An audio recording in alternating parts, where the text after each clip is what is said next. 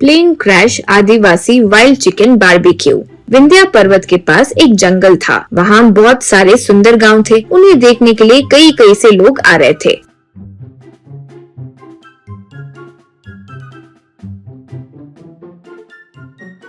उन्हें वहाँ मौजूद साहू नाम का एक बड़ा आदमी मदद करता था। साहू को गांव में मौजूद हर पौधे के बारे में सब पता था। फिर भी लोगों को आप इस जंगल में घूमो, आपको कभी रोग नहीं हो, ऐसे कहता था। एक दिन एक प्राइवेट फ्लाइट जंगल से गुजरते वक्त एक जगह पर क्रैश होकर गिर गया था।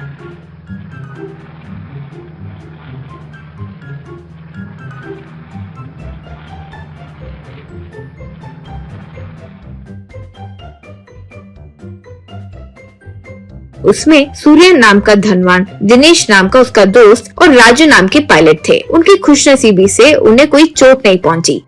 ऐसे फ्लाइट क्रैश होते देख आदिवासी लोग साहू को बताने के लिए वहां आए।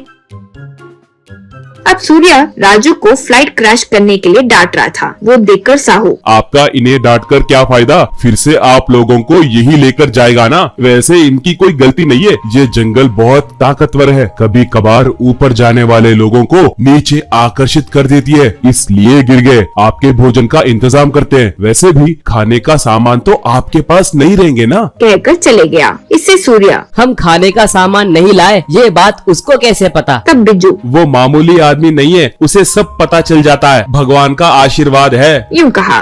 फिर आदिवासी आकर कुछ चूल्हे का सेटअप करके उनके लिए चिकन बारबेक्यू बनाकर दिए।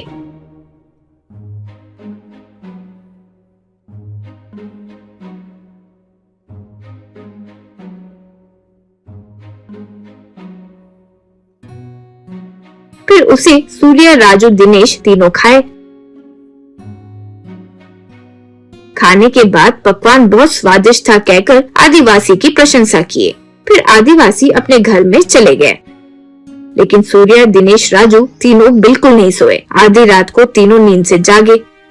अब दिनेश से सूर्य, देखो जो मैं कह रहा हूँ, वो अद्भुत मूर्ति यहाँ पास में कोई पेड़ के नीचे है। उसे देखते ही लगा करोड़ों की मूर्ति है। उसे किसी तरह लेकर रातों रात यहाँ से निकलना होगा, यूँ कहा। तब राजू, सर हमारे फ्लाइट का क्या करें सर, उसे रिपेयर करने 1 दिन का टाइम लगेगा। सूर्य, बेवकूफ, वो मूर्ति हमारे हाथ आ गई तो ऐसे 100 फ्लाइट खरीद सकते हैं। पहले मुंह बंद करके चलो, मैं यहाँ पहले भी आ चुका हूँ, लेकिन ये बेवकूफ लोग मुझे नहीं पहचाने। फिर से शक करके गौर करने लगे, उसके पहले मूर्ति लेकर निकल जाते हैं। सोचकर तीनों पेड़ के पास मौजूद मूर्ति के पास गए। लेकिन वहाँ अजीब तरीके से एक मूर्ति नहीं, बहुत सारी मूर्तियाँ दिखाई दी। उन्हें देखकर वे दंग रह गए। तो वहाँ आदिवासी आए।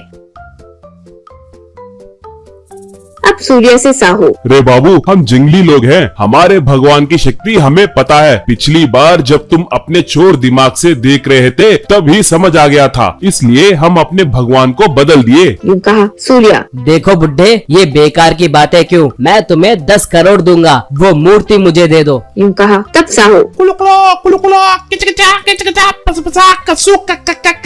रे इन्हें पेड़ पर बांधो और इनके टुकड़े टुकड़े कर देंगे। इतनी हिम्मत, हमारे भगवान को बेचने की बात कर रहे हैं लोग, यूँ कहा। तो आदिवासी लोग उन्हें पकड़ने